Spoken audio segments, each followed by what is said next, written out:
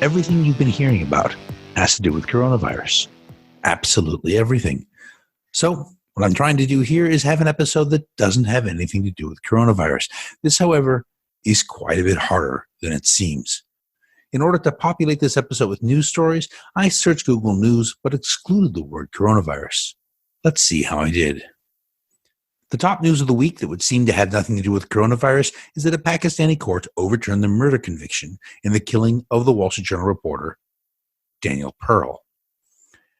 3 people were acquitted, and the 4th had his murder conviction replaced by a kidnapping conviction.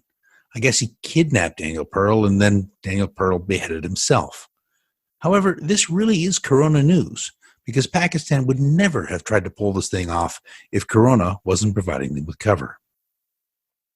The second news story we have actually has a little less to do with Corona. Syrian media says Israeli warplanes attacked near Homs. The interesting thing, of course, is that Israeli warplanes are attacking newly established Iranian positions, and the Iranians are continuing to try their expansionist efforts in the Mediterranean and in the general region, despite their economy and everything else being tanked by coronavirus.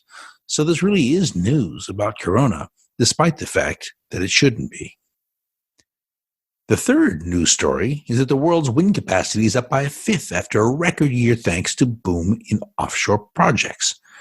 Power capacity was up 19% in 2019. So really, this is news about 2019, but maybe those who wrote the story were hoping that Mother Gaia would forgive us for our sins and allow this plague to pass. Let's see what else we can find. Here we have a biotech startup that is out to change how drugs are prescribed. It's got a great and heartwarming backstory about this founder, Liz O'Day. The name of the company is Alaris, and what they do is they look for biomarkers in our blood, things like proteins, RNA, and metabolites, to determine who will respond to a therapy before it is prescribed. They point out that only 57% of diabetes patients respond to particular drugs, while with cancer it is 25%.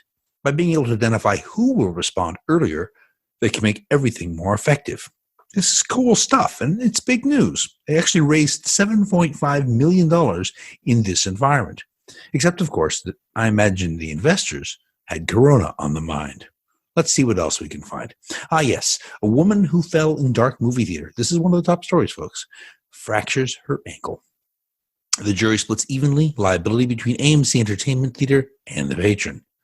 You read that right. This one would appear to be Corona-free, except, of course, that it took place in 2015. It's only the jury decision that came down now. So, a court case being decided is not exactly big news.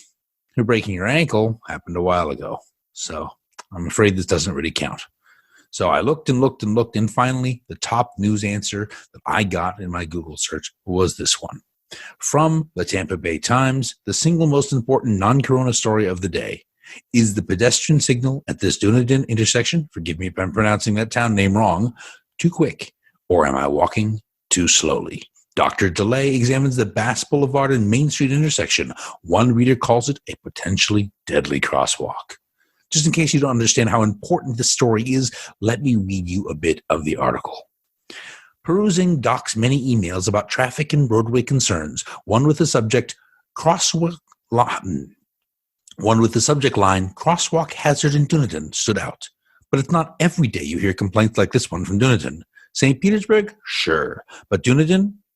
My wife and I encountered a potentially deadly crosswalk situation as we recently took a walk in Dunedin, wrote Ron Plassey. Yikes. He said they took the duration of the signal, which he estimated at about 12 seconds, to get only halfway across the street. Then the signal turned red and flashed, counting down about an additional 23 seconds as they tried to cross the remaining lanes. This, folks, is top news, as long as you're willing to exclude coronavirus. The thing is, everything in the news right now is about Corona. Trying to find something interesting that is not about Corona is getting exceptionally hard. So I've decided to do something a little different. I'm going to share the news that would have happened had some little virus not decided to mutate in exactly the right way. Or if you're a conspiracy theorist, if the Chinese Communist Party or the U.S. Army or pharmaceutical companies or the Amish or, I don't know, G5 Internet or whoever hadn't engineered it to do so. Folks, I'm going to bring you to an alternative universe.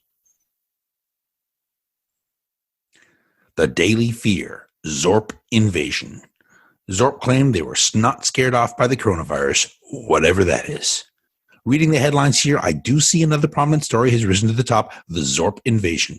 Apparently, the Zorps were planning to invade Earth, but they got scared away by the coronavirus, so they didn't. Hence, the alternative universe. Let's see what the papers have to say. First off, we've got the Old York Times. Trump didn't properly equip the Space Force. The parallels here are really fascinating. Democrats are accusing Trump of placing the economy over humankind itself. They're also blaming Trump for not ramping up the Space Force fast enough. Trump's supporters have argued that you never know which disaster movie to plan for, and you can't plan for them all. Let's see what else we have. The Wall Boulevard Journal says, lift the rules that keep us down. Republicans are calling for a lifting of regulations that have slowed the development of spacecraft. They're claiming only human innovation can save us from the dark. Experts in the space field are laughing at them, pointing out that new spacecraft require decades to design and build. Oh, and Elon Musk is promising to help. And the hard left is seeing their great opportunity. The Weekly Worker says, nationalize everything. Government delivering everything to everybody, to each as they need, and tax everything else to oblivion. Oh, and the politicians in both parties have agreed on a massive and immediate investment in space weaponry, with plenty of spending in home districts on things like cultural centers. At the same time, a whole group of obscure folks who lived in their mother's basements until a week ago have emerged. It is like downhill skiers actually mattering for a few weeks during the Winter Olympics. These guys, of course, have predicted an alien invasion the whole time. They are the real experts. People like John Billings, who actually wrote a book called Zorp Attack. He's our new national security advisor. They've written, the assembled group of these people, many, many works of speculative fiction in which they examined how humankind could overcome exactly this sort of obstacle. For his part, President Trump seems uncertain about which path to take. He waffles between wanting to ignore the Zorps so our economy can survive them, wanting to launch out an all-out assault on them, and wanting to just hunker down and hope they ignore us. Trump's competition, unfortunately, is no better. Biden keeps forgetting the Zorp are attacking. While the press sympathizes with his condition, some are beginning to question whether he's got what it takes to be president. And Sanders has launched his followers into a massive video game competition to defeat the Zorp, seemingly without realizing the fight is actually happening in the real world, where free actually means somebody else pays. Overseas, the picture is a little different. The Zorp have taken over China. Nonetheless, the Chinese Communist Party is pretending nothing has happened. So are the Chinese people. It turns out they like the Zorp more than their own government. In Iran, secular citizens have pointed to the similarities between the Azadi Tower in Tehran and Zorp spaceships. They're arguing that the Shah saw all of this coming and the religious authorities just refused to hear him.